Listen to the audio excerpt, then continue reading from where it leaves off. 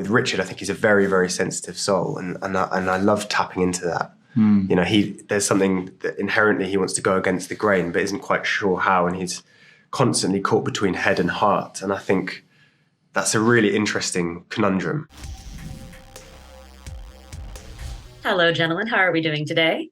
You're good. Just captivated by your backdrop. I feel like, Yeah. Have you got a little glass of champagne that you can just turn around? I wish I did, so I could join the ladies. I'm loving Buccaneers. Oh, nice. As an Edith Wharton enthusiast, I thought this was a great adaptation and extrapolation, if you will. Josh, to start with you, Richard has really had to contend with some terrible truths about his family and his childhood. Can you talk about really stepping into that vulnerable space and him accepting that he had been abused? It was a really challenging role and one that I really enjoyed exploring. I think firstly, I'd say that Catherine Jakeways, the writer, wrote it beautifully, and she was so thoughtful and considered about that aspect of it. And that's something she spoke about quite early on with myself and Simone, who played Miss Tesfaye.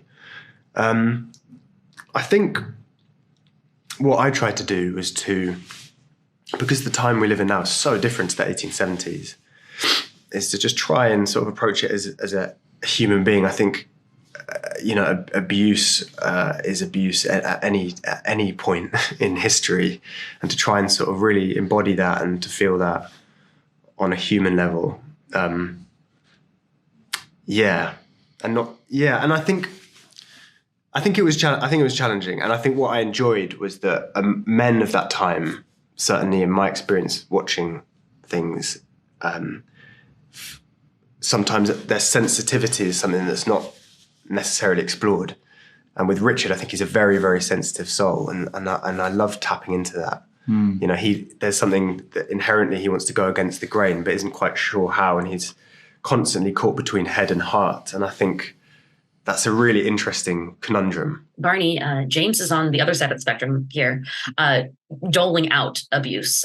What would you say about how do you tap into what it is that makes him, not know how to give or receive love? I think a very repressed upbringing. I think, you get a sense of what that might have been from Fenella Lord and Lady Brittlesea.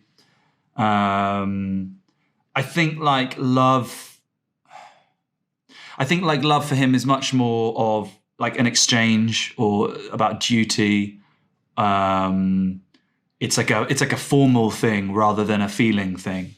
So I think in his relationship with Ginny, it's a sequence of expectations. You should do this, you should do that, you should do this because that is your role. But I think coupled with that is a sense that he's so paranoid and so insecure that there's just no way that she could ever meet those expectations. In fact, that's the balance that they exist in, is she is perpetually failing to meet these ever-changing expectations and standards, which I think is quite a standard feature of coercive relationships. It's this is a bench, this is, here are the goalposts, I'm going to keep changing them, you will keep failing, etc. Now, without spoiling, when I got to the end of episode 8, I was like, excuse me? Where is episode 9 and 10 and 11? Hopefully we get a season 2. What would you guys like to see in season 2 for your characters? Road trip, Richard Marable, Lord Seadown. They go to Magaluf. Pickup truck. They just sort themselves out.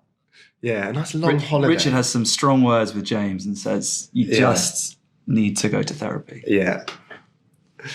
Oh God, there are a million directions it could go in. Yeah. It's something It's quite exciting, the possibilities, but that's good that you had that response. Good that you wanted to see more. Absolutely. And I cannot wait to see what Catherine Jakeways gives us.